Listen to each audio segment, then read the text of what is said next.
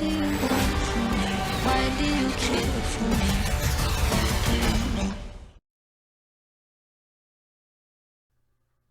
The only quote I could find on IMDb is the trailer quote that's not in the movie. He was in the Amazon with my mom when she was researching spiders right before she died. When I saw the trailer, I saw that I knew that was like cobbled together, like Frankenstein ass like editing, because like we're both right. experienced audio editors. Right. You can tell when it's like stitched together. It's just like that's not an actual. Right. Yeah.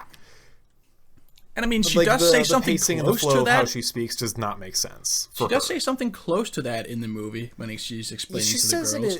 She says it in like different parts of the movie. But that exact line is not in the movie. Yeah. It reminded me of that. What's that line that they had in the Morbius trailer where Dr. Michael Morbius says he's Venom or something? Which was actually kind of funny.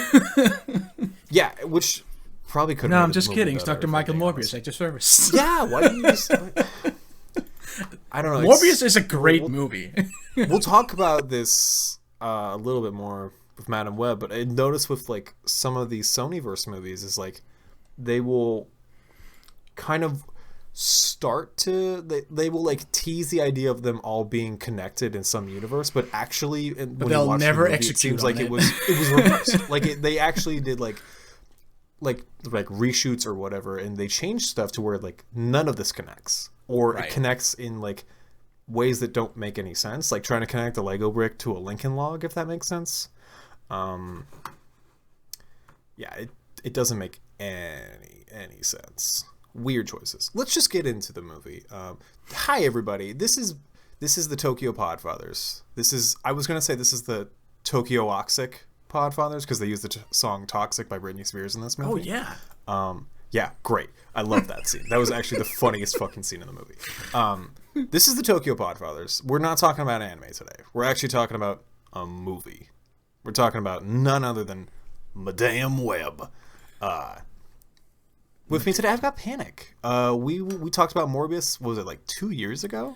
Can you believe that? Like it's almost 2 years ago, yeah. Almost 2 years ago. Jesus, a lot has happened since You then. were paid to see that movie.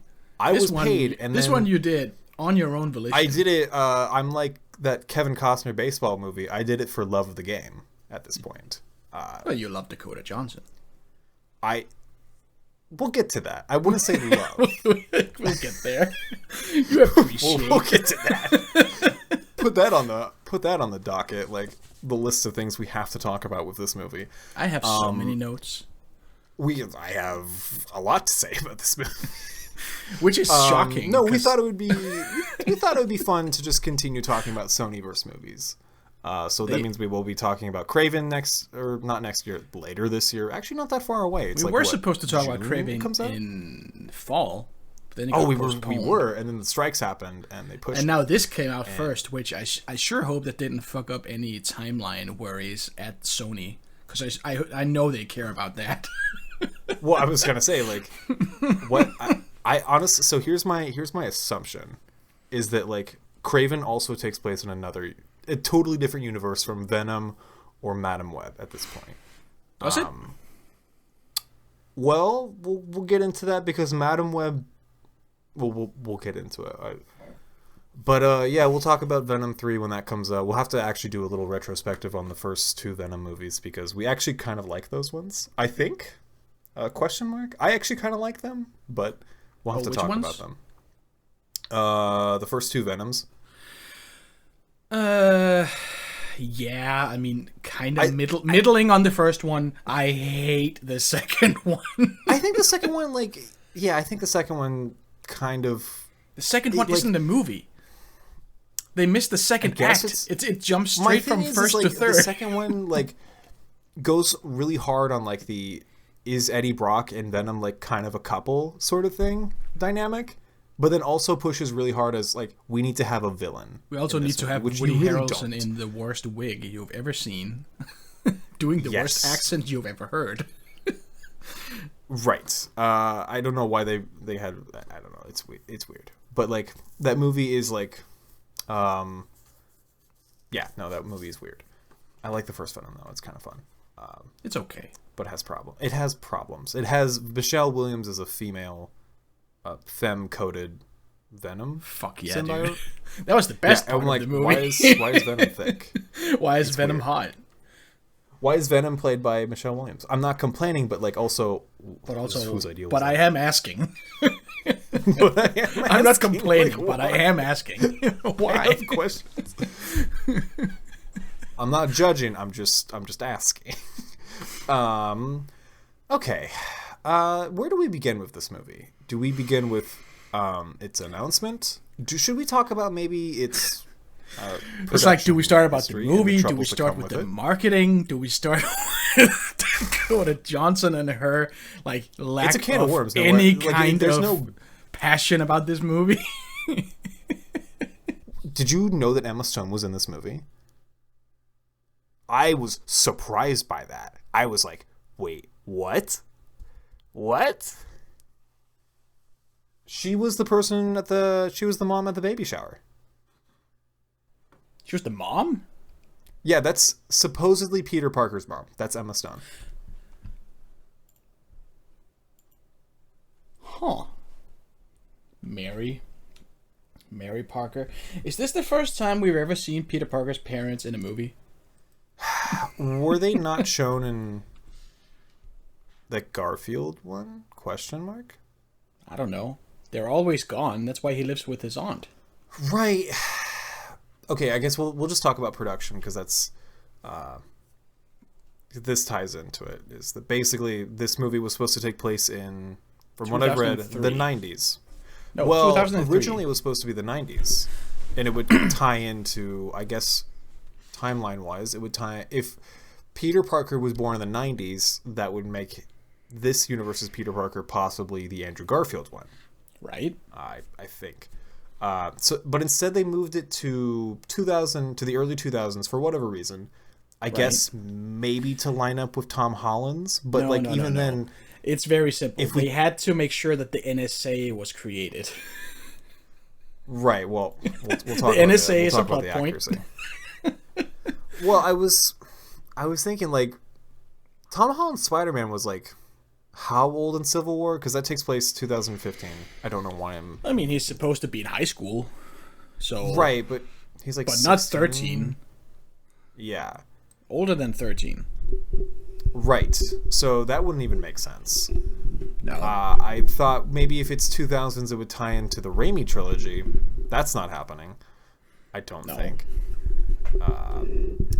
It's like, so I guess it's just like a different universe all together. The thing is, we've never seen the Spider-Man of the Sonyverse.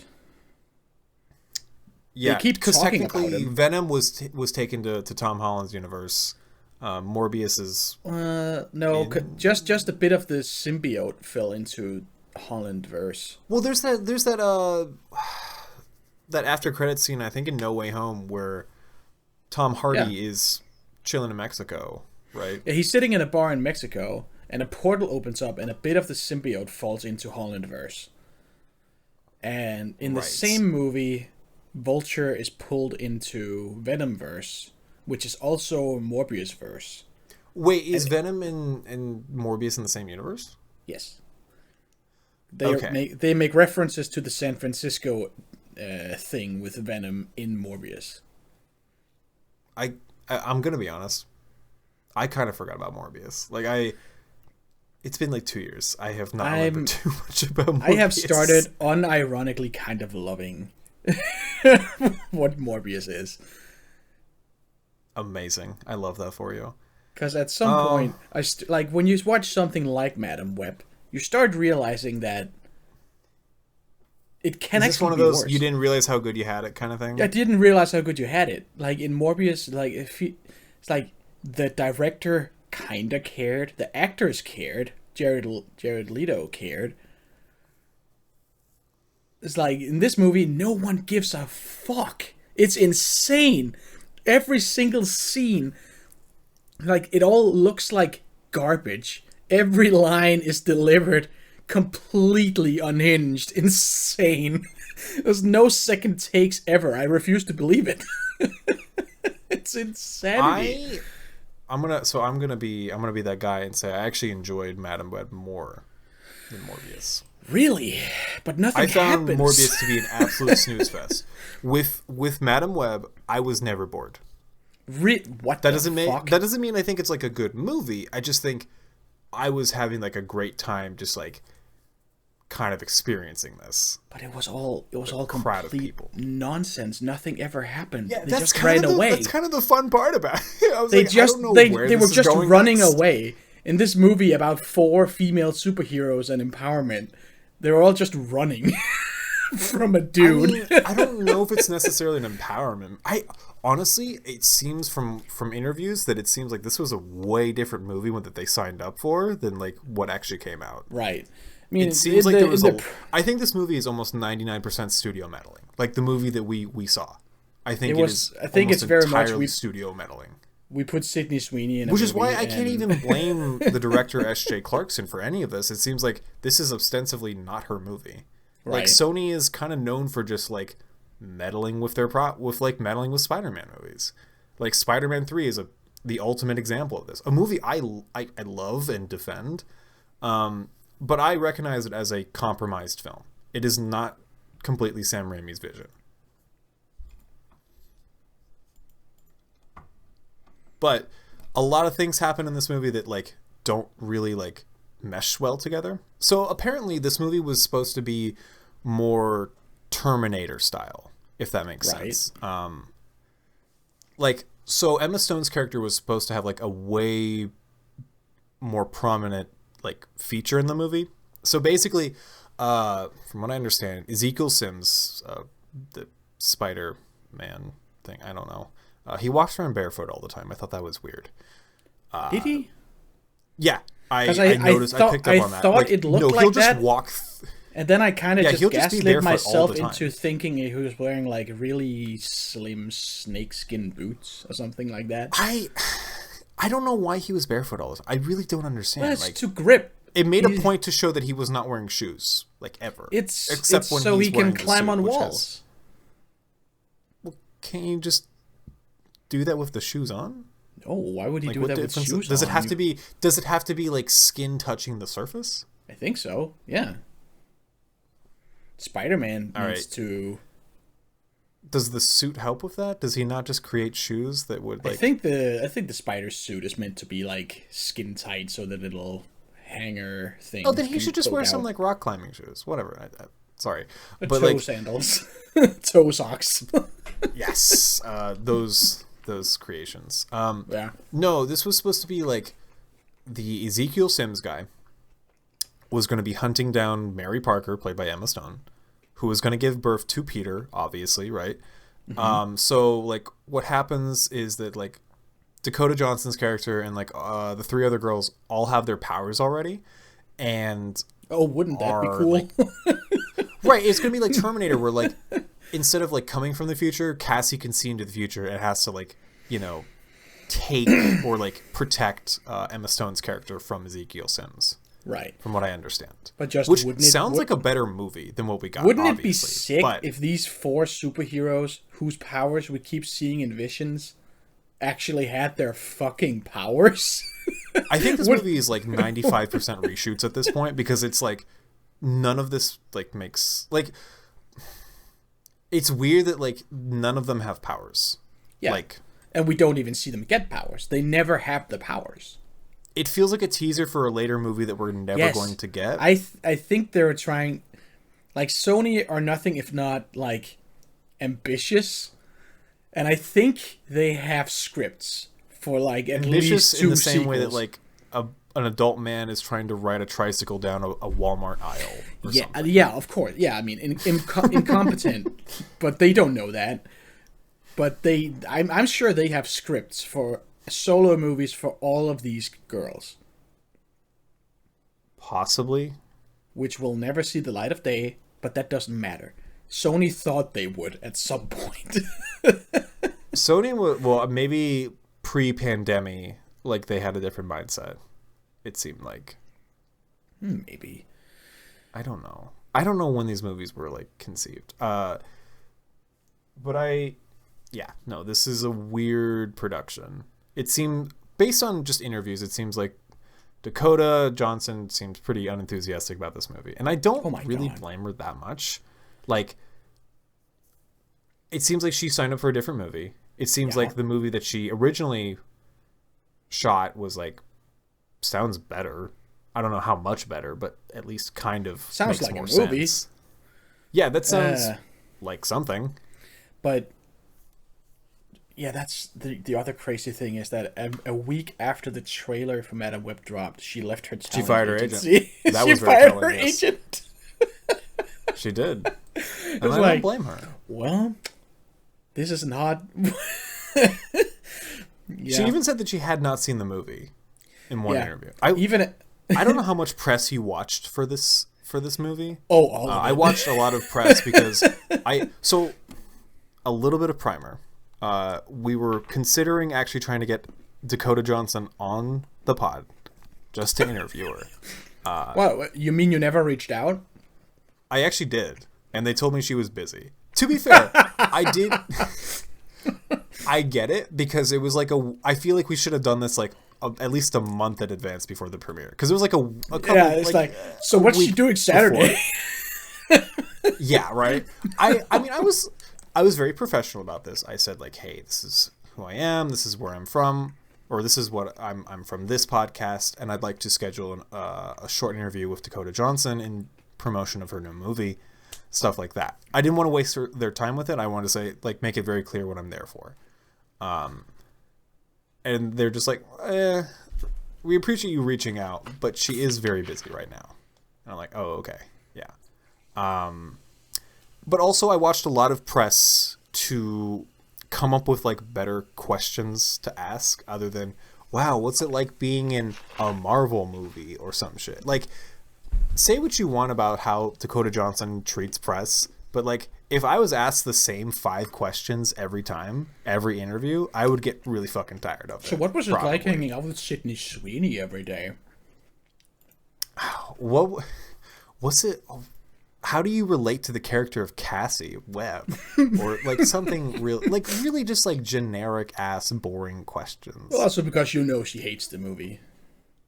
Well, she does hate the movie, but I think it's like she probably doesn't like the movie, or didn't like the production, or like not the production, but just like the process of making that movie was probably not ideal for her. It seems like also the press for this, because you have to deal with like Marvel nerds and like, you know, comic book nerds. They're the worst. They're gonna like ask you about comic book stuff, and it doesn't seem like she doesn't read comics. It seems like she's just like an actress who just does stuff. Well, and to be fair, no one reads comics. Well, that's the thing, is like, yeah, that's except for the nerds, right? A couple thousand people, literally a couple thousand people for each different series every week reads comics. It's no one. Right.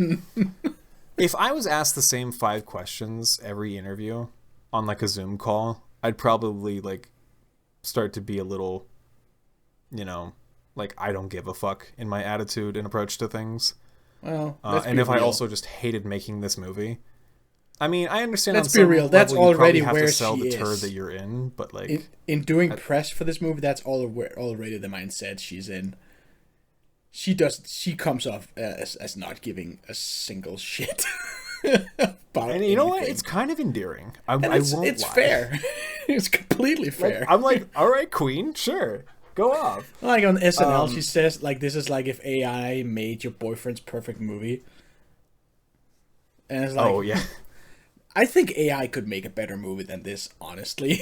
It actually feels like AI made this movie. That's the thing. No, it's not. It's nowhere near. You could argue that AI made this movie. I have a very low opinion of AI, and I feel like AI could not make anything. I don't think AI can make a good movie, but I think AI can make a movie that's better than this.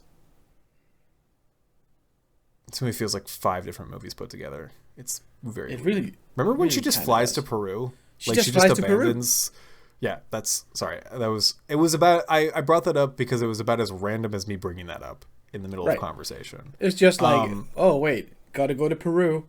You guys stay here. Okay, great. And while they're there, nothing happens. What's the guy's name? What's the actor's name? Scott Adams. Adam Scott? Scott Adam, yeah. Adam Scott. Adam Scott. Yeah. Who I like. He did good. He was fine. I love Adam. We love Adam Scott. He's very funny, yes. He played Adam Scott, and he did it well. So yeah, he's supposed to be Uncle Ben, I guess? Yes. So I learned recently that Sony doesn't really have the rights to use Aunt May in them. Like, the rights for using the name Aunt May or May in a Spider-Man movie are kind of complicated. That they couldn't use the term May or the name May in this movie for whatever reason, which is why he mentions that he found someone and he thinks it's very serious. And That's I'm like, really weird. Well, yeah, I was like, why don't you just say her name is May? Or something? They bought all of Spider-Man. Why can't they say Aunt May? The rights for Spider-Man is so weird. It's very, very weird, from what I understand. Unless Aunt May was like invented after Sony bought it. Well, they use Aunt May in like the MCU ones, right? Which Well, is that's like a Marvel's Disney own and Sony cooperation kind of thing. Yes, it's weird. But they also do it in the Raimi ones, and that's all Sony. Yes, I have to look this up because there's no reason why you can't just say Aunt May or just say May in this movie. Just spell it different. She's Chinese. It's M-E-Y. Yeah, M-E-I. Yeah, I have no idea. What were we talking about? Oh, Dakota Johnson. So let's talk about the casting of this movie. Do we think Dakota Johnson is well casted for this movie? No. What is your experience with Dakota Johnson's 50 Shades of Grey. Really? That's okay. it. I won't die on the hill, but I will defend that performance. In the sense that I think she does a really good job kind of elevating a severely underwritten character. Yes. It was okay. She did good. Yeah, no, that's the thing is like from what she was given, which is basically like a fanfic self-insert character, she seemed kind of like a person, sort of, Right. kind of. I think she's good at one type of thing. And I'm not saying very pretty. Oh, and she is very pretty. She's very pretty. She's a very pretty lady. But in leading up to this Madam Web film, I watched almost every single movie that Dakota Johnson is in. So let me check Letterboxd. It's a lot.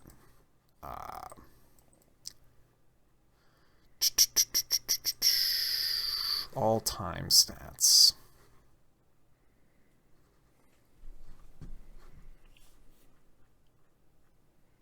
I'm at 29 films for Dakota Johnson that I've watched in the past few months leading up to this, which sounds like weird now that it's a lot.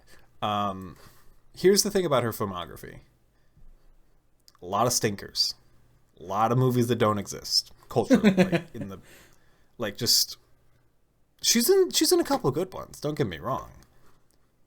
But like she's kind of at her best when she's playing a certain type of character. Have you ever seen the recent Suspiria remake that came out like 5 years ago? No. Okay. Because she's kind of doing her like Dakota Johnson, like very pretty but like mysterious and like quiet. I don't know if like disconnected is the right word, but just like soft spoken type of vibe. Like aloof. That works really well in this movie. Like she leans into that very hard in this movie, in Suspiria, stuff like that. She does a similar thing in like Cha-Cha Real Smooth, which came out same year as Morbius actually. She's very good in that. She's good in The Lost Daughter. She does this certain type of thing very, very well, but then often will do other performances that like don't work. Or she'll just be casted as somebody's girlfriend or somebody's girl that they are pursuing as like a minor side character. She's not actually had that many leading performances up until like 50 Shades of Grey. Right. Like that was the big breakout movie for her. That kind of made her a household name in a lot of ways. But it unfortunately happened to be 50 Shades of Grey, which has been like memed on for years at this point. It was memed on before it was a movie. It was always memed on. But the reason I'm saying she wasn't really well cast for this Is that she does not command a lot of I don't know, authority? Yeah, when I think of, like, this character, I don't think of Dakota Johnson. No. That's the thing. She does not have an air of authority to her. She doesn't look like she's very dainty. Right. You know who I was thinking of while watching this was, like, I was thinking of Anne Hathaway. Yeah. I feel like Anne Hathaway might work, ? I don't know. I can only speculate if they ever reached out to Miss Hathaway for this movie. She probably said no, because I mean, they should have gotten someone older. The Madame Web comic book character is like technically she's not married, so it should be Mademoiselle. I don't know why it's not Mademoiselle Web. Is that she's not married? Miss or Mrs.? Yeah, Mademoiselle is Miss. Madame is Mrs. if I remember correctly. So all right. Well, also no one ever called her that in this movie. Right, but also the guy in the subway has a PSP in the year 2003. What the fuck is up with that? What the fuck? Maybe it was a Nokia Engage. I don't think it was a Nokia. Like, he had a big ass handheld thing in his hand. Like, it was like, I was like, the way that guy dressed also looked like he was from the current era. Like, you could tell me he was from 2023, and I'd be like, yeah, probably. Maybe he was just randomly on the train that day. Maybe. He does also say New York level is a whole new level of crazy. It's a whole new level of crazy these days. Whole new level of crazy these days. He says it twice because she sees it. No one. Well, actually, he says it like 5 times. Yeah. No one can deliver a line in this fucking movie. It's crazy. It's like even that guy. He has one line. It's like he just hams it up so hard. Hams it up. I mean, what other way is there to say it? I don't know. I'm not an actor. Exactly. Everyone's a critic. I don't know acting, but I know shit. I know a bad performance.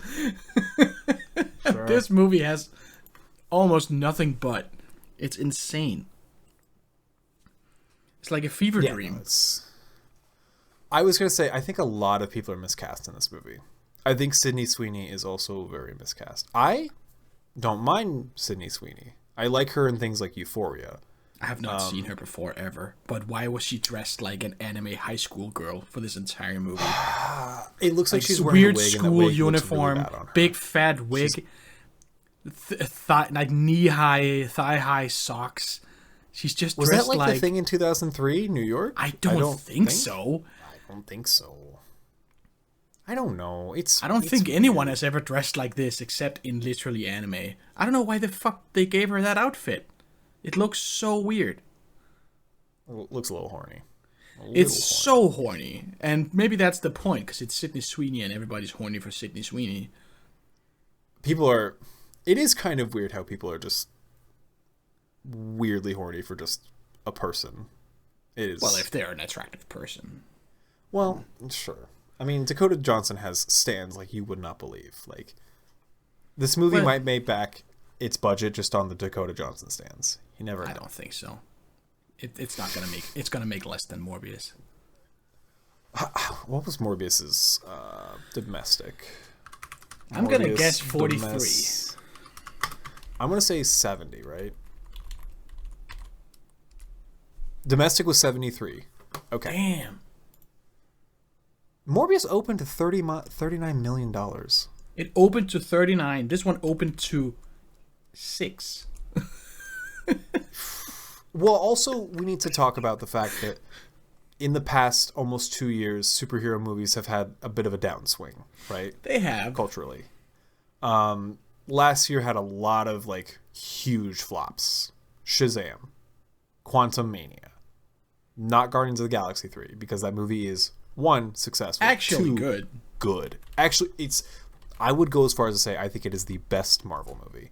Or the best MCU movie. I would go that far. I quite liked it.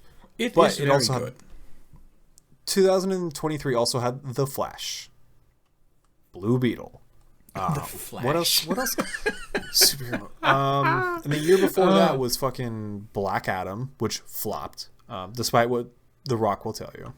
Oh no, it's a big success because it made all the money back. according to him. I don't know totally what believe- numbers like, he's looking I think at. It broke. I think it broke even, but didn't actually like make a profit. Right. That's how I see it. Yeah. Let's see. Let's see what happens. Where can I find a list of superhero movies from 2023? So I forgot there was a The Blue Flash Beetle movie. Oh, the Marvels. Marvels flopped hard too. Marvels was a big Jesus. flop. Yeah. Marvel's is a big flop. It seems like people have been... I don't know if it's just like a combination of the movies were bad, but also I think maybe we as a society have just kind of gotten over superheroes as like a thing, like a moment, if you will. Like we're just kind of like done with it. Because like you said, I think maybe there's Guardians a did fatigue. good. I've heard that term thrown around a lot in the past couple of years. It's like, oh, there's superhero fatigue. And Right. I kind of agree, but also I'm not like totally convinced either. But that's why this movie is grounded in reality, like they keep saying in the press. Grounded in reality, It's grounded in 2003. and not a did they say that in single the marketing? piece of new metal in the entire movie. Not Korn, I was actually hoping no there would be Limp new Bizkit. metal. I was very Nothing. happy when Toxic showed up. That's maybe one of my favorite pop songs ever, I think. It's I love that pretty song. incredible. It's intoxicating. But yes, I saw that there was a big Beyonce poster. Yep. The big shot of the... Yeah, I kind of loved that. I thought that was like, okay, that's I was choice. hoping, because like we also have to talk about Pepsi being a very big part of this Right. movie. Literally, Pepsi comes raining down on the big bad guy. Pepsi kills the bad guy. Yes. He is killed by the A lot P of Pepsi in the Pepsi sign. Did you notice that the Mountain Dew can looked like it was straight out of 2003 in the beginning? They have a No. Mountain Dew can when they're in the I hospital. saw there was a Mountain Dew can, but I'm gonna be honest with you, we don't really have that here. Oh, so really? I don't know. I mean, I could probably go find some, but it's. I not can verify readily that's what available. Mountain Dew's logo looked like at the time. All right, They're Take like, your word "Whoa, for it's it." Mountain Dew, kind of fun. but I was kind of hoping they'd be drinking like Crystal Pepsi. 'Cause I was think hoping that there would be like Pepsi Blue or something. because I they was had really hoping for Pepsi Blue. because they ran a big promotion with Britney Spears and Beyonce around that time. Right. Ooh. Well, maybe, yeah. Maybe that's why there's. Maybe it's they had like the Pepsi sponsorship, and they're like, what if we also did Maybe they're kind of nod to that by also having Beyonce and Britney interspersed. maybe it was just too much. It's like it's too much. Maybe in the I'm nostalgia. overthinking this, and like they just were like, well, what if we have Beyonce and Pepsi, and like Britney, but like separately. I learned that Poughkeepsie is a real place in the world. Poughkeepsie? Yeah, that's a place. That's where Ben lives. Not a real place. That's not Poughkeepsie? Is it not real? real. Probably. Oh, you know what else came out last year? Across the Spider-Verse. How could I forget that? What a masterpiece. Yeah. It's like people aren't sick yeah. of good superhero movies. I think people are just I think what it is. Maybe if we I'm have grown really a more discerning eye. I think the audiences aren't going to show up for every single Because there's too superhero. much. Right. And when you're done watching them in the theater, you can go home and watch one of the 7 Marvel TV shows on Disney Plus. Right. It's too many. It's too much. It's an oversaturated marketplace. Yes, and often there will be movies about characters who like nobody cares about, like Madam Web. Like the admittedly, Marvels. Madam Web's not even that prominent of a character in like the Spider-Man comics. No, and neither is Morbius. Yeah. And yet that was a huge success. Craven actually makes sense because Craven is like that's one of like the big Sinister Six? Spider-Man villains. Yeah. Yeah. It's wild that they didn't do a Craven movie until like after all Before- this shit. Before Morbius? Craven probably should have been in like, I don't know, the Andrew Garfield movies or some shit at this point. That wouldn't make sense. That would make a lot more sense than fucking, well, they had the Lizard Man and you have to do They had Lizard and they had Electro, who are also big. Spider-Man They has also a lot had of really they big also had villains. the new Goblin, whatever that shit is called. No, yeah, Young- well, Well, no, New Goblin is technically Spider-Man 3. There is just a Green Goblin who happens to be Harry Osborn. Right. 2. I think he's called the Yellow Goblin. Or the Hobgoblin? I don't know. He kind of looks like a goblin in that movie. I just I think when you something said happens the to his Young face and then he Goblin, just I was becomes just a like, cub. I was thinking of it as like a rapper name, Young Goblin, Little Goblin, Little Gobby, Little Goblin, Little Gobby. What was I gonna say? Oh, I have this Morbius. What did you think about Ezekiel? It's hard to think about him when literally every single line was 80 yard. Oh, did you notice that too? Yes. How it's hard so much of this movie was filmed from behind with no mouth movement, and you just see. Well, that's why I said like 95% of this movie is reshoots or just like changes. This is why I think that they were going to try to include this in like one of the other Spider-Man franchises or connect it. Right. But I guess they just kind of had cold feet and like changed it everything last second, so they had to 80. And I wonder if a lot of his lines had something to do with that. I like the idea that when they shoot these movies, they have to do the scenes the proper way, and then they have to do a version from behind the speaking character's head, just because they know they're going to change everything later. Which is insane, yeah. It happens so much. And also the fact that this movie was I think he had different lines because he was hunting, I don't know, Peter Parker's mom. So he probably had a lot of different dialogue. But yes, he just talked about like hunting spiders and like he needed the power, and he also paid NSA lady like a lot of money. Right. Well, Well, first he slept with one NSA NSA lady and killed her to get the software. And right. And then the other one he just paid. Did he hire her prior to killing the lady that he slept with? Or like... No, I'm sure he hired her afterwards when he had That's what I the thought. thing. But it's not very clear because none of this is explained. I will say the actor Tahar For a movie Rahim, full of like expository dialogue, not a lot is actually explained. No. His voice is crazy though. Ezekiel. It sounds like he's trying to do like a Stellan Skarsgård impression. I thought it sounded like Reaper from Overwatch. It just maybe, but I liked it a lot though. I mean, his delivery was pretty good. Oh, I thought his delivery just sounded like weird. Maybe it's because it just didn't like. Well, it's because it all looked the like lines, it didn't sync with like. None of the lines like, are written to be them. spoken out loud. Well, sure, that's going to be like comic book dialogue, no matter what. I accept that on some level, but also I think it just like it literally does not audio like sync with his face or his lips or whatever. Because he never said any of the lines in the moment. It literally just looks and feels like someone else is talking over this person, which is probably what happened. But yeah, no, that was a very funny thing. Oh, I will say one thing I liked about this movie. There's two things actually. I don't know if like is a strong word. I was like, ooh, that's interesting. Whenever the camera goes upside down, I thought that felt a little Raimi-esque, I think. A little bit. It felt very... the camera just like flips around. It goes into Dutch angle mode really quickly in this movie whenever Ezekiel's on screen.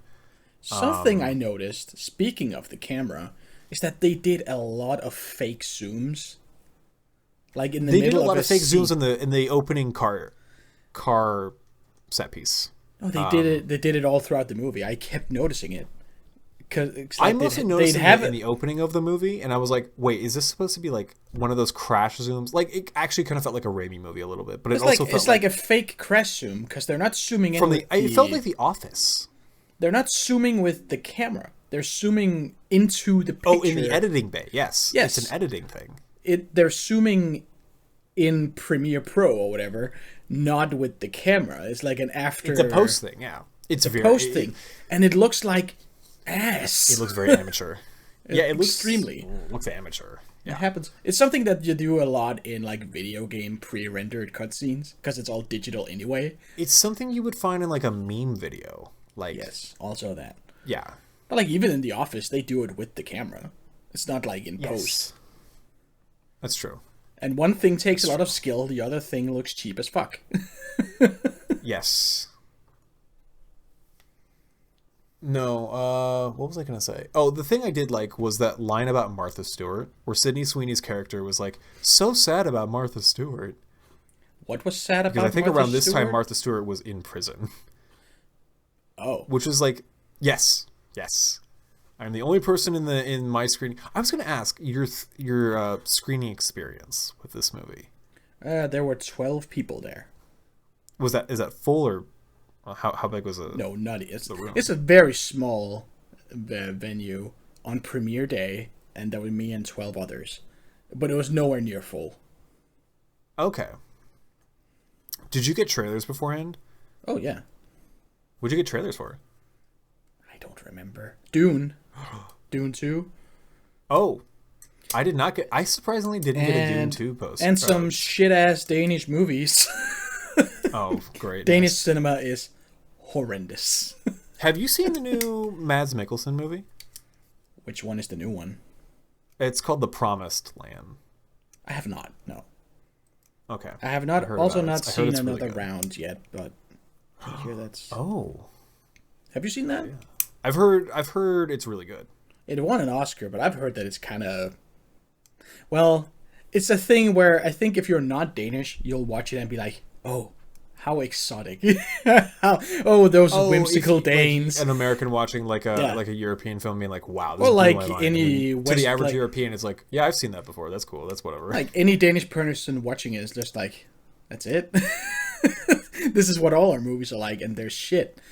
Yeah, this is like how people will watch like. Have you ever seen Old Boy, the South Korean movie? No, but I was just about to say it's like how any Western person watches Parasite or whatever, and we're like, so exciting! Wow, Old Boy's fucking insane, and they're like, you talk to like the average Korean film fan, they're like, yeah, that's okay. That's pretty cool. Yeah, that's a Tuesday. Have you seen The Hunt though?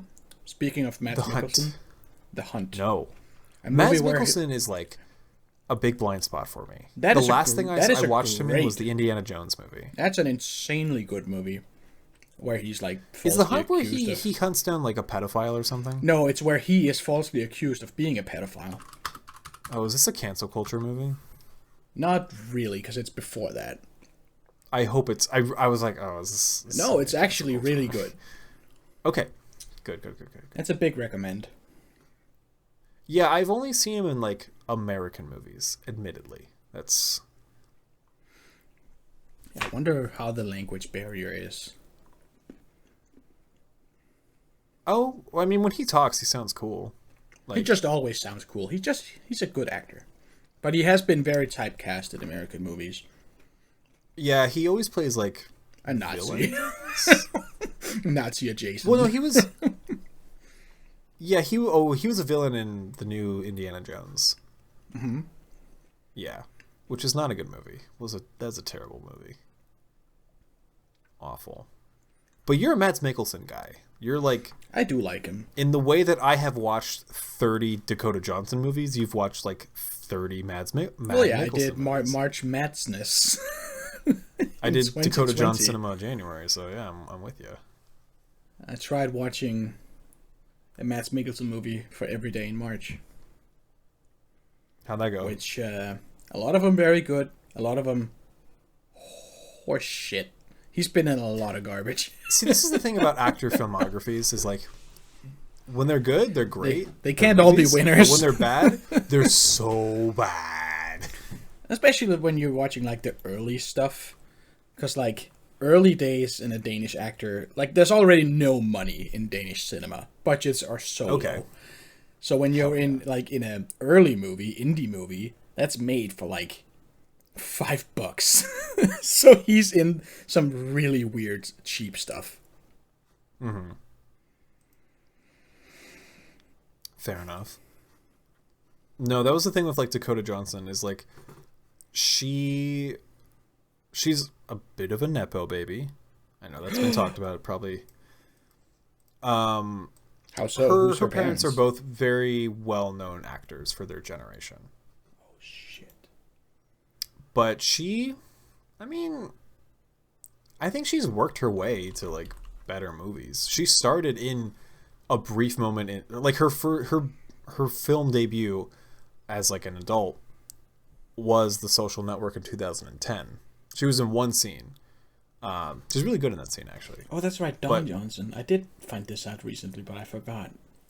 Yes, I was like I was like Don Johnson. Oh, that, and then I look at a picture of him and I'm like, oh, that guy. Fucking guy. The guy is just the N-word in Django. Right, right. Yeah, he seems like a chill guy. I like him. He seems pretty cool. Her mom, Melanie Griffith, seems cool as well. But no, like honestly, a lot of she's like, man, some of her movies are quite bad. But I didn't pay attention to all of them. I'm gonna be honest. I put them on while I did my weights at home. Right. Like I was like, there's no way I have the time to do both weights and watch movies, so I'm just gonna put on like dumb movies while I do weights. And it's kind of worked for me so far. But yeah. What were we talking about before we went on a tangent about actors? Like how we thought the characters were cast? Oh, yeah. So that's like 20 minutes ago, dude. Sydney Sweeney. Here's my thing with Sydney Sweeney. Right. She is like, I think she's good in Euphoria, but she's playing a very certain type of character in that movie that works for her performance style, which is, I can only describe her performance style as all of her line delivery sounds like a table read. Right. That's it. It sounds like, I'm going to steal what David Sims has said about her in the past, which is, it sounds like she just hatched out of an egg and now is just reading lines for the first time kind of thing. Okay. Well, I didn't know anything about her before this movie. I have not seen Euphoria. Right. I have seen a couple things, other things with her in them, and she's kind of still doing the same thing. She had a rom-com out recently called Anyone But You. It's still in theaters right now, actually. She's kind of doing the exact same thing, and it like doesn't work. Maybe it just doesn't work for that script. But like she does a very certain type of performance. It's kind of like Dakota Johnson, whereas like you have to be very particular about what movies you're in if you're doing that type of a vibe, I guess. But I think she doesn't work in this movie. I do think there is one actress that does work in this movie. She was the girl whose dad was deported. What is her name? Oh, the Hispanic girl? I don't know her name. Her name is Isabella Merced. I most know her for playing Dora in Dora and the Lost City of Gold, which is actually a pretty charming movie, if I'm being honest. Nice. She's like really good at playing Dora, like a human version of Dora. It's actually like a really cute movie. God, yes, what a good time, actually. Anya Corazon is the character. Yes. But Isabella Merced was really good. It's like kind of the best performance in this movie. And I would love to see her in other stuff. Wait, I'm looking at the casting here. Didn't you say Emma Stone was Mary Parker? Emma Roberts. Did I say Emma Stone? I meant you said Emma Stone, and that's why I didn't understand at all. Okay. I'm sorry. I said Emma Stone for the past hour, and guy feels stupid now.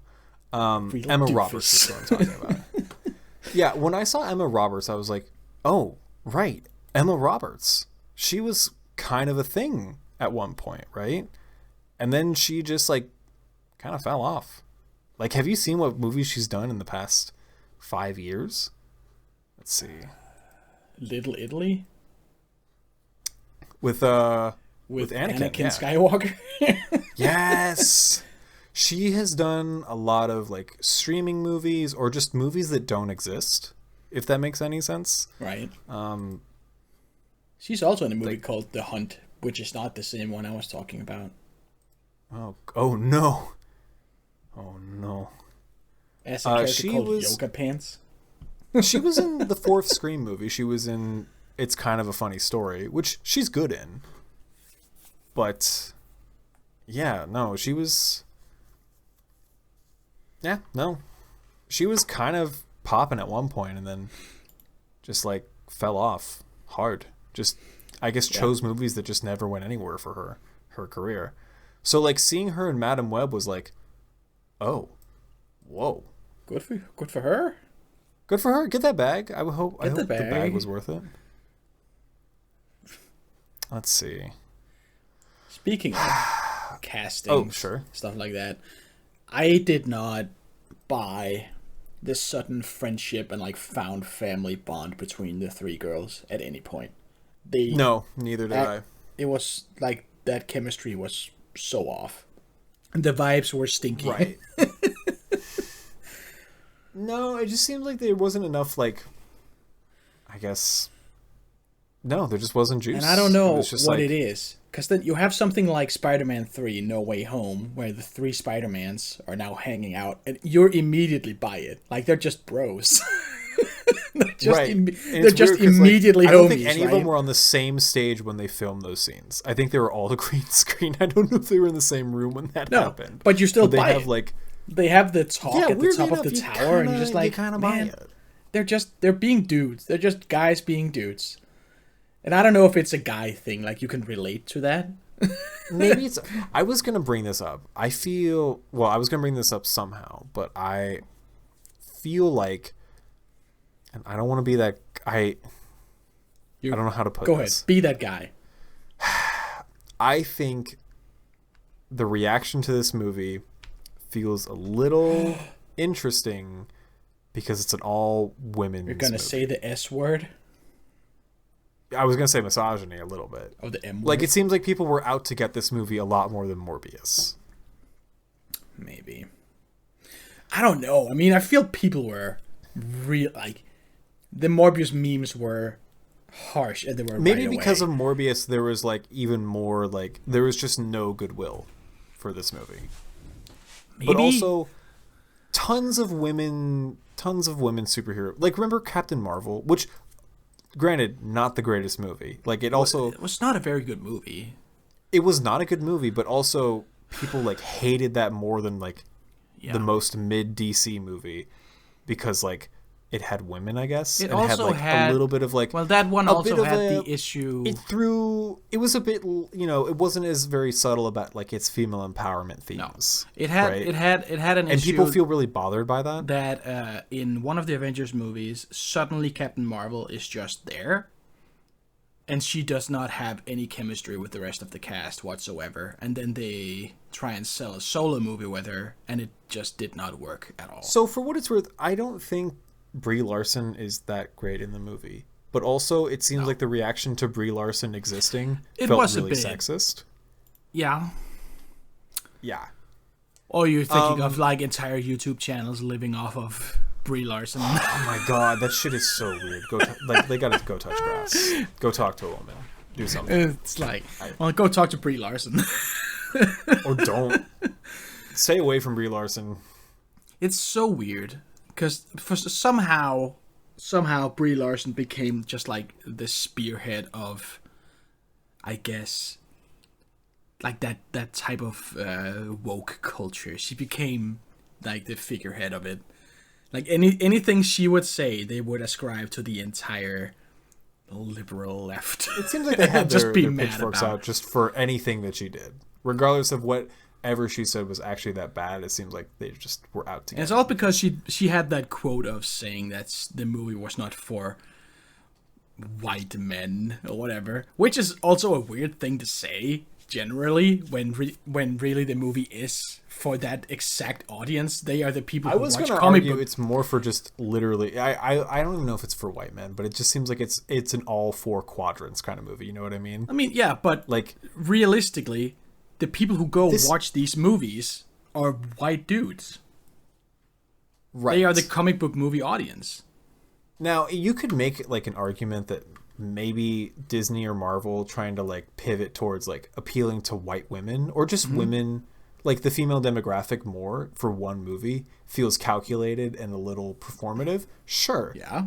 But like, I feel like these people, these bad faith actors, do not actually care about that. That's not what their concern is. But then they hated the fact that there was like one movie that was like kind of more for women than it was for men. But then they make for everyone. They make but they these made movies it like Like they ahead. try and target it more towards a female audience, and then the female audience does not show up. It's like the Marvels. It's the female Ghostbusters. It's like, sure, those movies can exist, but no one saw them. They all bombed. The people you want to watch them are Probably not because interested. it felt a little like obvious performance. Like it felt shallow. I'm guessing. But also the bad faith actors, they don't give a shit. They're gonna attack that anyway.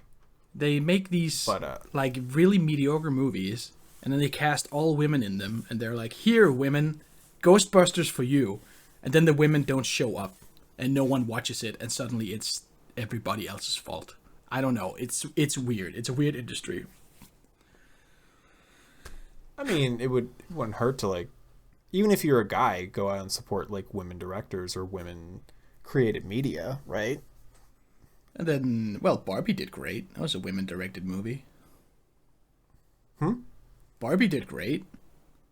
Yes, Barbie also was a previously established IP, nowhere near, like, light years ahead, like, the level of, like, say, Captain Marvel was, if that But makes no sense. one would have expected a bunch of guys to go watch a Barbie movie. Well, also, but then they did. The Barbenheimer thing helped. Barbenheimer helped. That helped a lot. And it also turned out that, like, Barbie had something to say about guys. So that... Yeah, the guys love Ryan Gosling. Well, have you seen Barbie? I have not. Barbie actually has, like, things to say about, like, masculinity. And, like, in a way that I wasn't expecting. And I didn't feel like offended by it. I was like, oh my God, how could they say this about guys? I'm like, oh yeah, that's actually like a really, maybe it's because I'm a guy. I found what it had to say about like its commentary on masculinity a lot more interesting than its commentary on like femininity or like being a woman. But no one knew that. I would actually highly recommend watching Barbie. It's a really I do kind of want to watch it. Have you seen Oppenheimer? No. Dude. And at this point, I refuse. Because I like it? Yes. Because I'm seeing it for a 7th time today? Because of Nolan Bros. I'm coming to resent Nolan movies. Wait. No, I think Nolan Bros are pretty harmless. No. You're gonna sit here and tell me they're as bad as Snyder Bros? You're gonna sit here and tell me that? Honestly, kinda, yeah. What? Little bit. Are you smoking crack? So what if I am? Fuck you. You're saying reeks of crack smoke. It's all good. Can we talk about Rebel Moon? Didn't even watch that shit. You have to watch Rebel Moon. That movie is... It's everything. It is the moment. It is everything. I haven't watched a Snyder movie since I watched Sucker Punch, Batman v Superman last year. I was doing a DC ketchup and mustard. It is insane how that man keeps being allowed to make movies. How is he given checks? I don't understand. He has not made anything good since 300, and that movie wasn't even that good. It was just pretty. I've been meaning to watch Sucker Punch because I'm like, I don't know. Every time I please, have you not seen it? Sucker Punch? No, I have not. Oh my God! Thinking, like, what if it's good? That's my entire thought. Is like, what if it's secretly really good? And then every person who I ask about it, who's seen it, is like, no, that movie sucks ass. And I'm like, it sucks ass. Yeah, I'm just like, yeah, but like, what if it's good though, right? It is. Like, what if it is. Like, talk about misogyny in a movie. Like, that is the peak of... He thought he was being deep, but he was actually just being a huge sexist. Zack Snyder movies are, like, weird... have, like, weird politics about things, but, like, he actually seems like a chill guy. I don't know if you've ever, like, watched interviews with him. Interviews, he's pretty cool. He seems kind of cool, actually. I hate to admit it. I'm not a Snyder bro, but he seems like a chill guy, actually. But then you hear him talk about Rebel Moon, and it's like, I've been working on this script for 30 years. I wanted to make my own Star Wars. No, he's like, I've been working on this script for 30 years, and I've finally been allowed to make it, and you watch it, and it's right. But he's been working with like the same scriptwriters since like the DC days. But like, it's and just like plagiarism. They're bad. every single thing in the movie is completely lifted from both Star Wars and Warhammer. All of it. I think he's wanted to make a Star Wars movie, and then he said, "Fuck you guys. If you won't let me make one, I'll make my own type of Star Wars." I heard that Rebel Moon was his pitch for episode 7. Because it's basically just A New Hope all over again. Which episode 7 also was. Just A New Hope all over again. I have still not seen The Last Jedi or The Rise of Skywalker. No, you're better off. Talk about, like, groups of people that, like, keep you from watching things. That's Wars how I am bros? with, like, just any... Well, that whole discourse around The Last Jedi is, like... is a bomb. And I want to be away from the blast as far as I can, like, at that point. Fuck. I wonder how it holds up on his second watch. I actually liked The Force Awakens when I saw it, like, back in, like, 2015. Force Awakens It was fun. solid. I had Honestly, I had a Star Wars phase when I was younger. I loved Star Wars. And it was, like, really fun to see, like, it was basically like playing all of the hits of Star Wars. Mm-hmm. And I was like, oh, this is fun. This is like a good time. And then I never watched The Last Jedi, and then I just saw the discourse about it, and I'm like, weirdly, this makes me never want to watch the movie. Because I feel like if I watch the movie, I'm going to have a take on it, and I'm going to, like, feel this need to participate in the discourse. And that just sounds like a foolish game. Right. Anyway. But that being said, you should watch Oppenheimer. It's really good. Wait, I was going to say, what have the Nolan bros done to you? Exactly.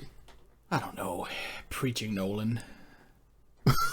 The same thing Snyder Bros do. Bros Interviews do. of Nolan? He seems like a chill guy, actually. I don't watch interviews with people. I love reading or watching interviews. Only when, like, I watched Morbius interviews and Madame Web interviews. How much Morbius I'll did watch you them watch? Because I didn't watch any of that shit. He did an interview with a VTuber, Fubuki. I do remember that. And he has put that as never the looked intro, more yes. confuzzled in his entire life. Why didn't they do a VTuber for Madame Web? Like, I would love to see Dakota Johnson respond to Crony. a VTuber. Yeah. Yeah.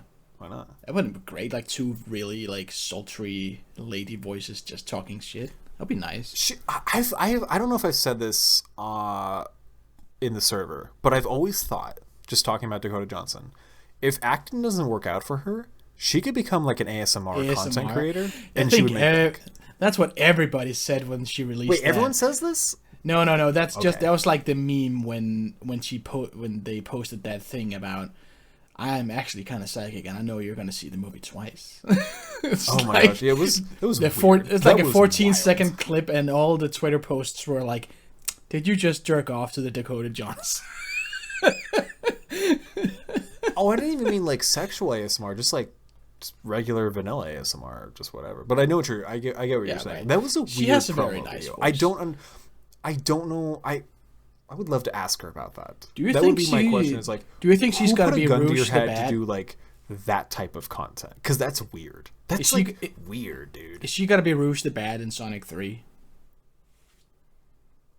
I keep thinking it's gonna be Scarlett Johansson. It's just weird they haven't announced. At this point, it's too late, and I just kind of have to give up my hope that she's gonna be in the movie at all. But I think because they've announced everybody else. What if she shows up in the Knuckles show? That would be so fucking awesome. Are you gonna watch the Knuckles show? Oh my god, yes. Okay. That honestly looks pretty like well made for like a spin-off show. Pretty high production value. It looks not bad. It's not bad. Oh, I was gonna. Oh, You know what is bad? Dakota Johnson. This is. You're gonna roll your eyes when I say this, but half of the reason I may have fallen for Dakota Johnson It's because she is likes that I Christopher found out Nolan. recently. No, well, she did like Oppenheimer, but I was gonna say her comfort show is The Sopranos. I found this out in an interview. She Makes like sense. loves The Sopranos. She also considers Tony Soprano her quote unquote boyfriend, which, all right, That's probably parasocial not good. relationship with that's probably not good. It's like my fantasy. See, if I were to Walter interview White is Dakota my Johnson, dad. I was gonna say, if I were to interview Dakota Johnson, I would You'd just literally talk ask her about Sopranos? Sopranos. I would never talk about Madam Web, like, No. because I feel like she would never. Because like she gives very like short answers when it comes to talking about Madam Web. She has no interest in talking. She does not want to talk about it. But I was like, what if we talk? I would be like, all right, let's just pull the curtain a little bit. Let's just talk about Sopranos for like 15 minutes or something. Try to rizz her up or something, right? Is she single? She had a boyfriend for a while. Dakota Johnson dating. Dakota Johnson boyfriend. BF. Chris Martin? From Coldplay? Oh wait, that Chris Martin? That's the only Chris Martin I can think of. Okay. Are they? So she's dating Chris Martin. Chris Martin's 44. Are they still together right before Johnson? La la la. Yeah, this thing says they're still dating. Okay. But for over 6 years, so, you know, it's probably time to switch it up. It's just probably time to dump it. Oh my god. No, I would just ask her about Sopranos, though. That would be my thing. All right. Okay. What? I guess we've talked enough about this, about Madam Web. We haven't talked about the movie almost at all. Well, what is there to say? Like, the fact that the movie What did you think sucks. about the big scene with her shadow clone jutsus? I thought you were going to say the scene where she hugs her dead mom. What did you think and about the scene where she gets hugs over her dead mom?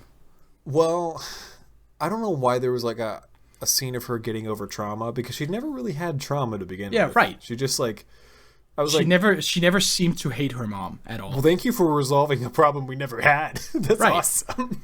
Like I guess we were supposed to take that away from the baby shower thing where she talks about her Can mom we talk dying. about the fact that the Peruvian spider people are like dressed like Spider-Man, but they have like vines on their arms instead of like a Can we suit? talk about And it how feels- Spider-Man was created in a freak accident with a radioactive spider, 1 in a trillion chance it'll never happen again. But in Peru, there's just like a species of spider that does the exact same thing. I'm gonna be honest, it felt a little racist, like seeing all the spider Peruvian people. I was like, is this Las arañas? like a real Las arañas? I love that she talks to a cat in her apartment. She's like, do you know what Las arañas means? I was like, what is this fucking door? Me neither. She tries to climb the wall. I love how on the and, nose this movie is when it comes to like, she was watching, like her doctor tells her to watch old movies or something, and then she watches like what A Christmas Carol. Christmas Carol, yeah. I'm like, sure, fine. Did you notice how much red is in this movie? No. Did you know that red can often mean fate? Symbolize fate? I did not know that. I know. I knew that. Like and I saw vitality and that stuff she like wears that. a red coat all the time. Right. Her mom's like journal was sealed with a red ribbon, and I'm like, aha, Did you also know that it's red fate. is the color of Spider-Man? Yes. I know I'm overthinking this, but I'm like, And her suit is red that she never once wears in the movie. The marketing for this movie is so fucking crazy because it's all it's like funny. the that, girls like, in their Well, suits. they didn't really push it that hard. There's a few like promo images where she has the suit, but they don't push it that hard, and I think that's because they knew, well, she doesn't really wear it that much. Or She wears if at it in all, a dream sequence for 2 seconds. which is Same for all the other girls. It's all in dream sequences. They never wear them. They never get their powers. It's fucking nonsense. yeah, weird movie. And I thought the scene of her, like you mentioned, she just suddenly goes to Peru. First of all, she was wanted in New York for kidnapping. Apparently Right, no like- one was looking for her anymore. Second, The guy. I mean, I don't know. The guy at the diner called because he saw in the newspaper, right? yes, but she was just trucker able guy. to But leave that was- the country? Was that? Did that actually happen, or was that? No, that actually did happen. I happen. wasn't sure if that was just a. That's so. That did happen. That's how Ezekiel future I can found them, see. and that's where she hit him with the Right. car for the first time. She do be hitting people with cars in this. Like movie. that's her superpower. That's actually her is superpower. being able to Yeah, I was gonna say. to time Vehicular when a person is going to manslaughter is be a actually- place so you can hit them with a vehicle, because she has no. Her superpower is nothing. It doesn't do anything. Her power is weird. Her power is weird. It's like It's it reminds me of ReZero, like Return by Death, because a couple times she dies and she goes back and gets to try over. And it's also hinted that she can like manipulate timelines, but not really in any way that benefits her. And in the end, she's able to make 3 clones of herself. She T-poses in front of Ezekiel and makes 3 clones of her that doesn't do anything. They just say encouraging words to the girls while they're about to fall to their deaths. They don't lift them up, because Dakota Johnson is a very frail woman who can't lift a person. So she just makes apparently these she had 3... to get in shape for this movie, and But she's not in... I don't know what that means. Did she Because just she's, like? because she's not fit. Is Like, it she just doesn't like have... cardio? No, Maybe. she's a very slim lady. She's very slim. She does not look like she could lift a bag of Doesn't rice. look like she has that, unless she just did strength training and nothing like to actually build muscle, if that makes sense. I don't think she bulked for this. Makes no sense for a movie, because you don't actually Right. need the strength. You need to show muscle. Right. She did the exact opposite of what you're supposed to do for a movie. Well, I actually don't mind that. I don't need every superhero to be super buff. No, but Makes when you sense. have a power that can make 3 simultaneous clones of you, you need them to be able to do something. Not just say, you Honestly, can do this it. sounds like a JoJo like stand power. It's if the anything. worst stand ever. You can make 3 clones, but they can't touch or do anything. And It's like, I can see into and- the future, but only every while she was every other doing it, Tuesday I can see into the future. And kind while of thing. she was doing that, she was just completely open in front of... Like, she didn't do it while Ezekiel was gone. She does it right in front of him, so he just, like, sucker punches her. Like, knocks her lights out, because she's completely vulnerable in front of him. Makes no sense at all. A thing I thought was funny about the trip to Peru... Well, first... Oh, my God. I didn't even get through the whole list of ridiculous things. She drives a stolen cab to the airport with no license plates on it. stolen cab that's like super beat up and everything. Which she drives back again when she returns. Where did she park it? Why did it not get towed? It was a stolen cab with no license. Yeah. You can't parks park it that shit in front anywhere. of the Beyonce poster. Right. And then in Peru, when she gets to the place she was looking for, her outfit is pristine. It looks like she got off the plane and walked for a minute into the jungle. And then she's just there. That's. I wonder if her going to Peru was in the original script. Probably.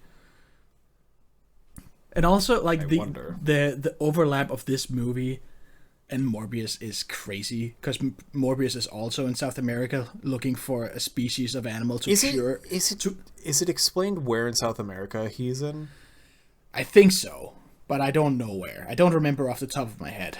I thought But he he's was a in South Morbius America expert. looking for vampire bats to cure his incurable disease. Meanwhile, Madame Web's mom was in Peru to find a spider to cure her daughter's incurable disease. It's I should say that these are written by the same people. They are written by the same people, but you know what? I'm honestly not even... I wouldn't even be shocked if this is just straight out of the comics. Because I don't know. I mean, it would not shock me at all. It would be so funny if they do a third one. Or in Craven, it shows that his dad went to Panama. Craven being in the jungle makes the most sense, actually. That I would be okay with. Craven's dad goes to South America to find a special, I don't know, tiger. Well, I forgot what Craven's power is. He's just strong and is a good hunter, right? He's got like He's just a animal huntsman. senses, kinda, right? He's got like beast senses, like good smell, good vision. Actually, I'm gonna look up Craven. I think he just has the like hunter. beast powers. Superpowers. He's got enhanced strength, speed, so he's like a cheetah, I guess. Yeah. Agility, stamina, longevity, ability to perform a standing board jump of 20 feet. That's oddly specific. Ooh. Yeah. He's He's Captain America, but hunter. Right. He's a weapon specialist. He's an expert marksman. Yeah, he's an animal. I don't think he actually has like superpowers necessarily that are like given to him. He's just worked really hard for this. I'm guessing. It says he can lift 2 tons. That's pretty fucking strong. I think he's. But also, have you seen pictures of him? He's fucking ripped. Right. Like his routine is insane. And of all Marvel, of all comic book characters, no one has the drip that Kraven the Hunter has. Honestly, the graying temple, the mustache, the cheetah pants, lion cape, the beard. Oh gosh, zebra belt. It's just incredible. And then ballet, ballet shoes for some reason. Yeah, no, Kraven kind of like looks cool. He just looks awesome. He's awesome. I'm so excited for Kraven. Okay, so this is I guess we'll get to the we're actually anticipating Kraven. Are we Kraven the Hunter? Are we do we have a Kraven? Our audience is Kraven. Am I going to have to watch every Aaron Taylor Johnson movie for this? I watched Bullet Train recently, and I was shocked to find out that he was in that. I didn't realize he was British until I watched Bullet Train. Right, same. I had no idea because I had only seen Kick-Ass. Yeah. I had seen Kick-Ass, and I had seen him in the Marvel movies as Quicksilver. I forgot that he was in the Marvel movies. Where he speaks like Eastern European accent, and then now he's I forgot that was him. Wow. I really forgot that was him. And now he's playing Kraven, also with kind of Russian Eastern European accent. And then you see him in Bullet Train, and he's the most British bloke you'll ever see in a movie. Yeah, he's really leaning into the accent in Bullet Train for sure. Yeah. Did you know that his wife is the director of the first 50 Shades of Grey movie? Oh, no. Did you know that there is quite an age gap on the two? Ooh. How much? So Aaron Taylor Johnson is like not that old. He's probably 30 something. So when was he? Well, check when they were married. What year they were married. It's wild. So you're going to watch some Aaron Taylor John cinema? Of course. So he is a very pretty man. He's an attractive man, sure. He looks good with the long hair and the beard. Like it works for him. Sam Taylor Johnson, who is how old? 56. So a 23-year age gap. Well, check when they were married. They got married when he was 12 years ago, when he was 21.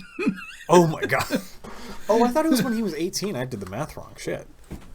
Oh my Still gosh. Quite young. Yeah.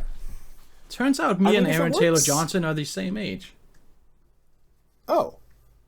Look at that. Look at us. Couple of cards. I was going to say, I think they met because she's a director, and I think they met on the set of a movie or something. Oh, is this some problematic that she shit? Directed? Uh-oh. I don't know. Is she abusing her girl powers? Probably. Is he girl dinner? Is that what this is? Have you seen this picture of them together? Have you seen these outfits?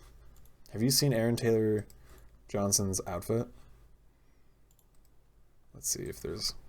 I don't think there's anything he can't wear and look amazing. A little silly. Like, there's a lot going on. He's got the vest. He's got the hat.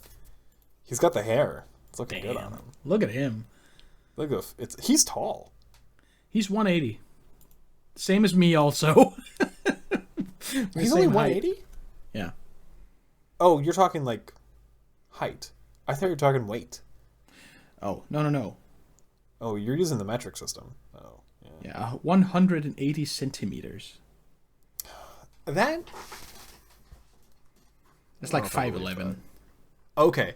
Well, you could have just said that. But that's not what it said on Google. He is barely taller than me. I consider myself... I'm 5'10", for what it's worth. I consider that short at this point. So you're a manlet. That's what the internet has done Well, I to consider you. myself a short king. 5'10" is not short. That's crazy. You're Wait, nuts. how tall are you?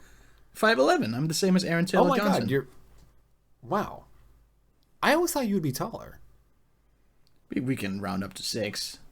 Well, it's a compliment, but you just radiate like taller European man energy.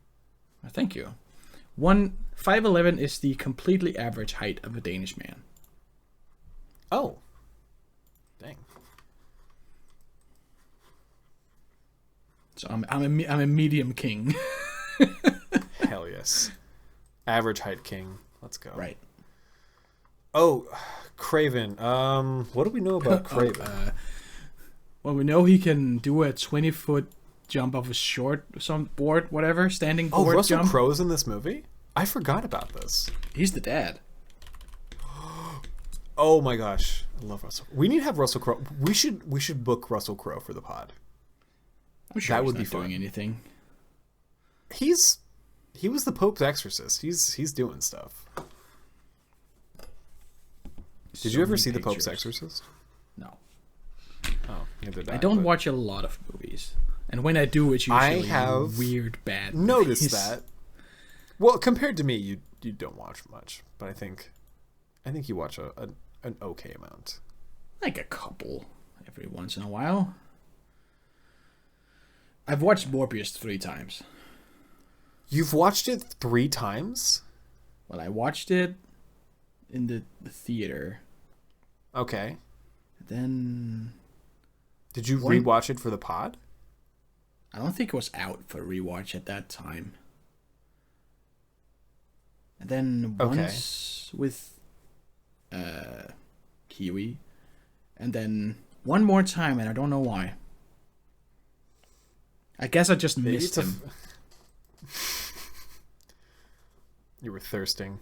Well, that's the thing. It's like I would any of these Sony movies, I would never rewatch them a single time or even consider it. But Morbius is different. I don't know why. There's something about it. I would put on Venom. I don't care. I like Venom. I think so far of the Sonyverse, and we're not really counting the Tom Holland movies, right? No, of course not. Okay. Not counting the Tom Holland movies. The first Venom is something I would definitely watch again. Fuck it, why not? I might consider it. I think Tom Hardy's performance. The thing is, it's a hard hang. It's a tough hang with these movies. Like, I'm willing to do this for the pod because it's fun. It's a fascinating cinematic universe because it truly feels like a studio has been making these movies for close to 10 years, and they still have no idea how to do it. It's incredible, the display of incompetence. The marketing sucks, the movies suck, the scripts, they're ugly. Nothing works. Literally everything is as bad as it could be. It's incredible. I love it. I love it so much. I hope they keep doing it for another 10 years. I need to see Sony put together a Sinister Six movie. Do you think that... Well, I guess we'll talk... I guess we could talk about superhero movies for the year. There's Craven, of course. There's really no other Marvel movies set for this year other than Deadpool. Deadpool's the only one. Deadpool is probably gonna be fire. I don't see why not. I saw the trailer and I was a little... I want to like Deadpool 3, but I don't know. That might be what it is. I want to like it just because I think Deadpool 2 is kind of a masterpiece. Deadpool 2 is great. Deadpool 2 is has no right to be as good as it is. Right. I thought the first one was fine. The second one has heart to it? Question mark? it was like, oh wow, okay, wow, I ended up really liking that. 3, I'm familiar with the director's work. He's a studio guy. He's a company man. It looks like a movie made by a company man. It looks like a movie that I could watch on an iPad. Not something I should experience on a big screen, if that makes sense. Mm-hmm. It looks super digital, if that makes any sense. Yeah. Like, yeah, I don't know. I'm just excited for more Hugh Jackman Wolverine. Hugh Jack person? Yep. He's looking pretty jacked. Huge. You see the videos of him just... Dude. Yeah, I guess. I don't know. Yeah. Deadpool 3 is probably gonna be okay. It's probably gonna be a 6 or 7 out of 10. A 5. Maybe. There's Craven, of course. Is Venom 3 already this year? Is there gonna be a Venom 3? Yeah, they're already making it. I have not heard anything about a Venom 3. So Venom 3 is actually going to be directed by the woman who has wrote the first 2 Venom movies. Okay. I think it's co-written by her, and I think Tom Hardy is also writing a little bit of it. Tom Hardy is weirdly invested in Venom in a way that I for some reason. I don't know why. He's just so into it. I kind of really love it. Maybe he's just Venom. Maybe he's clinging onto it as kind of a gateway into the wider Marvel universe. Remember when Venom was referenced in Across the Spider-Verse? Yeah, and it was the worst part of Venom. It was just... I thought that was... Yeah, no, it was Miss Chang, yeah. Yeah, it was Miss Chang. Everybody's favorite character, Miss Chang. No, I thought that was such a good joke, though. It was like, oh, you're not actually going to get Tom Hardy. You're going to get Mrs. Chang. And I'm like, hell yes. We love Mrs. Chang. I love that Mrs. Chang is just cool with Venom existing. She's like, hi, Venom. Hi, Mrs. Chang. Yeah. Oh, good shit. Good stuff. She's okay. She's pretty cool. But it felt a little... That was like a taste of the Sony we know in Spider-Verse, where it's just the laziest approach. Yeah, like Sony is not good at like Easter eggs. They're actually we have to get Venom. Oh, didn't you love all the eggs that have gone really rotten? Didn't you love all the foreshadowing of Ben is gonna be an uncle? All the fun, none of the responsibility. Oh my god! There was a line about power and responsibility in Madam Web. Yes. Yeah. In the waterfall cave. The waterfall guy, he says, when you embrace the responsibility, great power will follow. Which is just the it's so bad. It's so weirdly. That's a very like. That's like You can't. You can't make this shit up. No, I was gonna say the way it's written feels like you just copy and pasted a line from Wikipedia and then you like changed around the words so it doesn't look like you plagiarized. I mean, it's beyond parody. You couldn't even write SNL making fun of this movie couldn't write anything worse than that is what is in the movie. It's incredible. And like all the girls have to learn CPR because when you're poisoned, your heart I was gonna stops. say, would you let Dakota Johnson teach you CPR? I mean, what would be the harm in letting her teach me that? I mean, it's a good skill to have. I mean, I do you know CPR. how to do CPR? Okay. Yeah. It's part of taking a driver's license. Wait, for you guys? Yeah. It's obligatory. Admittedly, I don't drive, so I don't know that. I got my driver's license less than a year ago, so I took my... I have had CPR training within the last 12 months. Oh, wow. Wow. Yeah. So when you saw like they did the CPR in the movie, you're like, that's me. I can do that. I can be Madam Web. I can stop someone. I can stop somebody from having a heart attack because of Ezekiel Sims' poison. Yeah, he do be kind of toxic. Also, what was his game plan? He stole the spider and then what? We don't know. Yeah, no. Even if they did the Terminator, like he's gonna have to kill Peter Parker. Then flash forward 30 years. Now he's rich, and somehow he is cursed to see himself die. What? Okay, what's the end goal of having Peter Parker dead? There's no Spider-Man. You know what? I bet guess? originally his vision was of Spider-Man killing him. Oh. And then we're in Deadpool strangling baby Hitler kind of. Oh, sure. You instead, have to it's kill... actually Deadpool in this universe instead of Spider-Man. Yeah. Yeah. So it's like he has to kill Mary Parker before Peter Parker is even born. That's fucked up. I'm sure that part of the story was the same originally. Like, he had visions of himself being killed. Yeah. It is fucked up that he has to see that vision all the time. And why did he have a suit? Why did he have a spider suit? And why was it inspired by the vines of the Las Arañas tribe? He wasn't I don't know. Trauma? He wasn't part of them. He never met the real Las Arañas. He just ran off with the spider. Great minds think alike. He has no... Maybe it's part of the venom. It's just like... he has, man, I need to cover myself in vines and be red.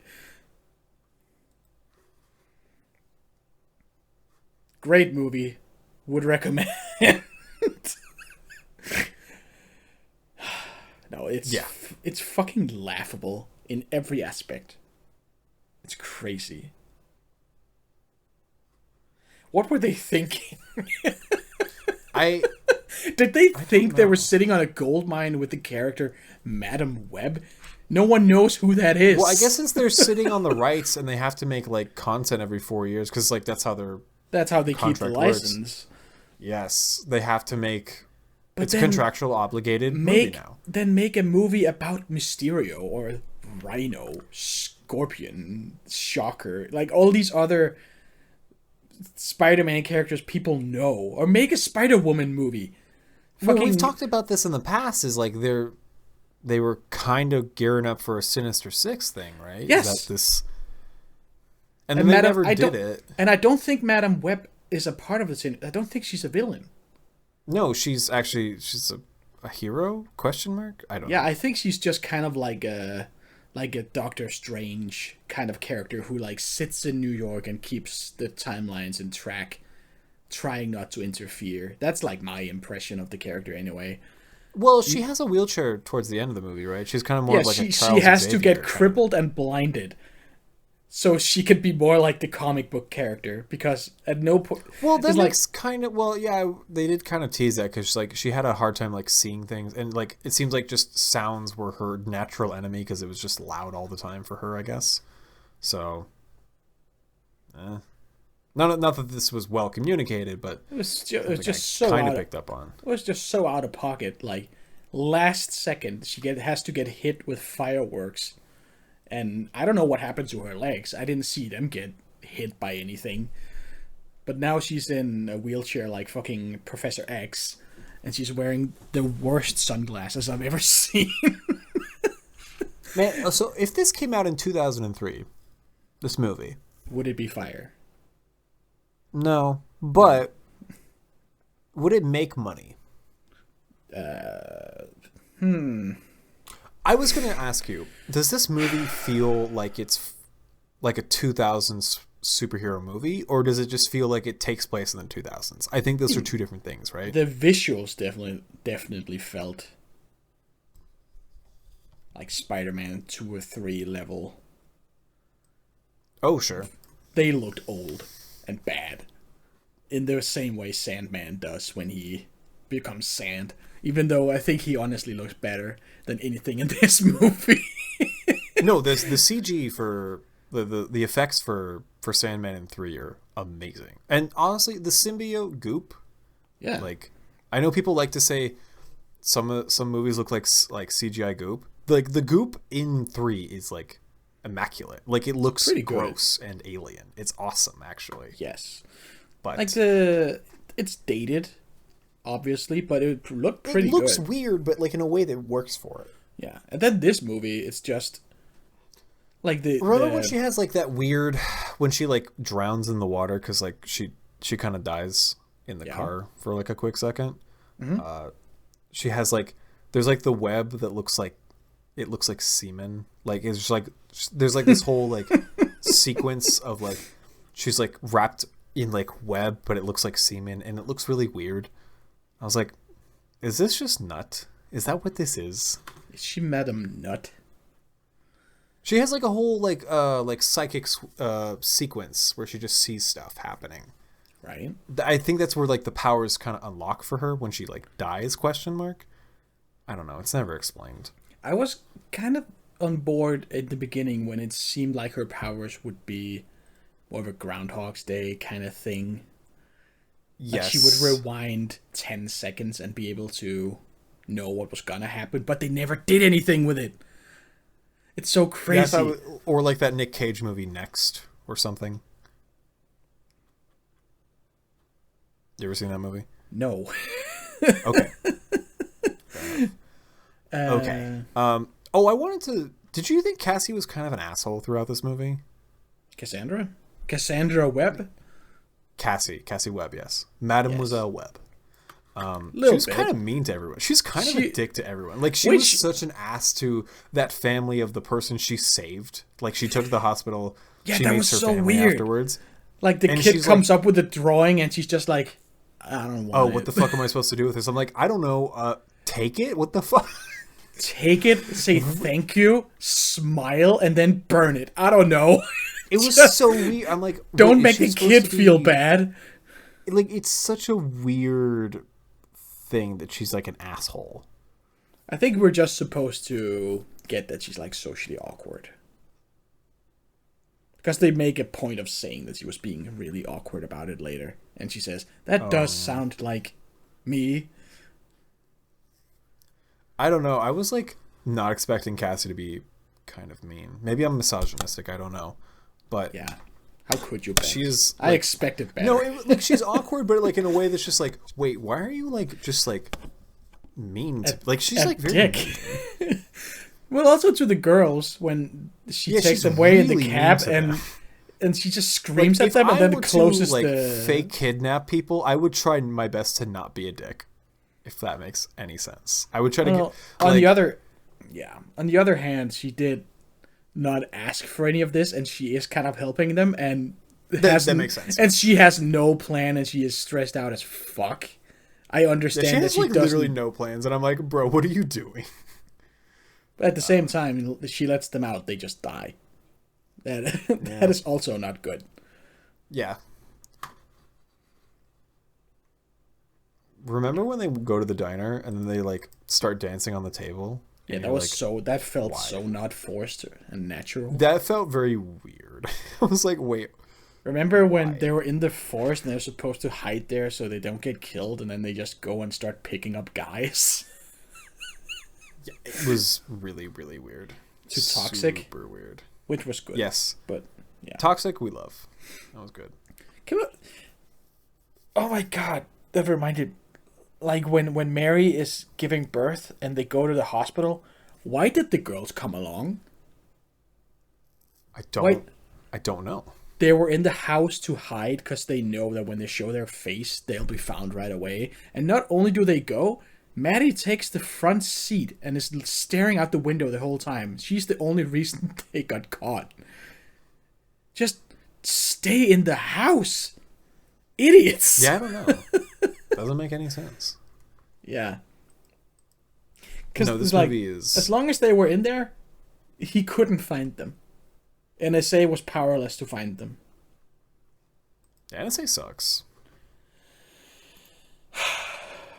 And it's just like these weird logistics questions I have all the time while watching a movie. Is like, in the end, they're in this weird abandoned like loft apartment. Who's paying? For Cassie's apartment? That wasn't her apartment. That was a different place. Oh, the motel room? No. In the end, when they're looking out the round window, they're in this really like weird, dusty loft. That's a reshoot as well. Maybe, but it's like that's gonna be. I almost account like anything I don't understand in this movie is like, well, this doesn't really fit in. That's probably a reshoot. Because I always think of it like, okay, so Cassie is now blind and can't walk. She can't be a paramedic anymore. obviously the hospital bill for whatever she just underwent set her back $4.9 million. Probably. Probably. Jesus. She can't work, and all of the girls don't work. Is it just Maddie's rich dad funding the entire thing? Like their weird little superhero hideout where the girls don't even have powers yet? I don't know. Just so she could sit up there, look out the window, and like see the web of interconnected fates and timelines. Like, what's your job? What do you do? I don't. How do no superheroes idea. make money? Oh, so update on Venom 3. It's going to be this year. So we are going to talk Oh my about god, it this year. poggers. It's going to be November 8th, 2024. Should we do, just so we have covered all movies, should we do Venom 1 and 2 before that? Well, we're going to have to grandfather Venom 1 and 2 into the pod. Yeah. Right. Are there others? Are there only 4 movies in the Sonyverse? I think so. I feel like it's been going on forever, but there's no movies. I don't know. Let's Sonyverse. Sonyverse. Sony's Spider-Man universe.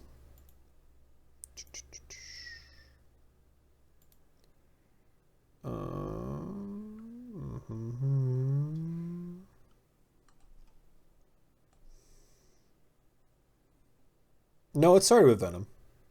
Yeah, right. Venom 1, Venom 2, Morbius, Madam Web. And then Venom 3, and also Craven. Craven. Anyway, I think we gotta wrap up here. You It gotta sounds go watch, like I was gonna say. you gotta go watch Oppenheimer for the 20th time. It's the 7th time. But Only who's counting? 7th. It's a good movie. I think you're gonna get it this time. Surprisingly, Christopher Nolan movies pretty hard to follow. Right. I like the idea you have to watch it 7 times just to understand what's happening. I just like watching the movie. It is told out of order, though. I will say that. I think the only movie I have watched that many times is I, Robot. And no, Of Will Smith and what's her name? Bridget. It's not Bridget Moynihan, is it? it is a bad movie. And I have never once I liked iRobot when I think I liked it the first time I saw it, and then every subsequent watch is like It is Bridget Moynihan. Yeah. it fell apart more and more. But I will say that I have never put it on myself. It's just a movie that is always on television. Yeah, you find it on television, you're like, oh fuck yeah! It's like, all right, fine, I'll watch it. And then that's how I've ended up watching it at least 7 times. Loved all that Audi product placement. Audi and Chucks. I always thought, I was gonna say, I always thought his Audi looked cool as fuck. Like it just And he hovers has and a shit. That's awesome. Panasonic sound system because he doesn't trust He's digital old school. music. He's old school, Yeah, right? Yeah. Oh, I should watch iRobot again. I watched that a lot as a kid. That was actually for me that was a rental staple. Like, you would What rent am it, I like, saying? Of course, I've watched other movies more than that. As a kid, Space Jam, Tarzan, Toy Story, Power Rangers movie. The Tarzan score goes so hard. Like, Goes Phil so Collins hard. did not have to cook as hard as he did. And I didn't even because we Two just hearts, one family. because the Danish version of course also has like translated the music. So it wasn't until some years ago I found out that he did the score for the original. Oh my god, you were missing out on that. It's really good. It's also incredible in Danish. Oh, is it? Yes. You'll link me that shit. No. Okay. Oh. Sure. No. I'll be gatekeeping Tarzan. Hell yeah. Love Danish Tarzan. Oh. Okay. Well, do we have any closing thoughts on this movie? I think it's the worst Sonyverse. I kind of enjoyed it, but I don't think it's a good movie. I had a better time with this than I did with Morbius. Morbius, I had no facial expression. But I don't understand, because Morbius, he gets his powers right away. There's a bit of logic behind why the whole bat thing. There is like a storyline. There's like stuff makes a bit of sense in Morbius. This is literally just like a hodgepodge of nothing. It's the biggest nothing burger of a movie I've seen in a long time. Just nothing. Well, that's how I felt about like Morbius. That felt like a big nothing burger. I got nothing from it. Well, you're wrong. Well, Go watch. I am seeing Oppenheimer for a seventh time. I might be fucked up in some way. Would you say that Madam Web is the Oppenheimer of the Sonyverse? That no, I would say Venom is the Oppenheimer of the Sony. Venomheimer. Ben Oppenheimer. Oppenheimer. Anyway. Yeah. Time of Death. Next time we do this, we're going to be craving. We're going to be hunting. We should actually get Russell Crowe on the show. Oh, yes. Find out what his comfort show is. I would. The day we managed to pull like an A-lister Hollywood celebrity, I guess you'd be surprised. You just have to ask. Like like a lot of the press that I found on YouTube was like for outlets that would get like 50 views per video. Right. Like it's not like they're huge outlets. It is crazy. Like sometimes you just have to ask, and you'll become part of this. Like they do 10 interviews per day or something. Yeah, you're just in the rotation at that point. Like it means nothing to them whatsoever, but yes. I would fucking explode if we got someone famous. I really wish I wish we had the idea of getting Dakota Johnson on earlier, because fuck, dude. I would. Dude. I would. I don't know. Not because like I have a crush on her or anything. It's just like, oh my god, we have a famo on the podcast. You would say that too. It's like, oh my god, I'm so happy you're here, Miss Johnson. Not because of a crush of you or anything, but she seems nice. She does. Yeah. Pretty chill. All right. It's probably a good time to. Yeah. Time to get that wheelchair rolling. Yep. Oh man, I feel like I'm forgetting something, but who cares? Everyone go stream Toxic by Britney Spears. Craven. Watch Craven. Watch Morbius if you haven't. I'm not going to say watch Oppenheimer. That has nothing to do with these movies. Sure. All right. See everybody. We love you. Take this seriously.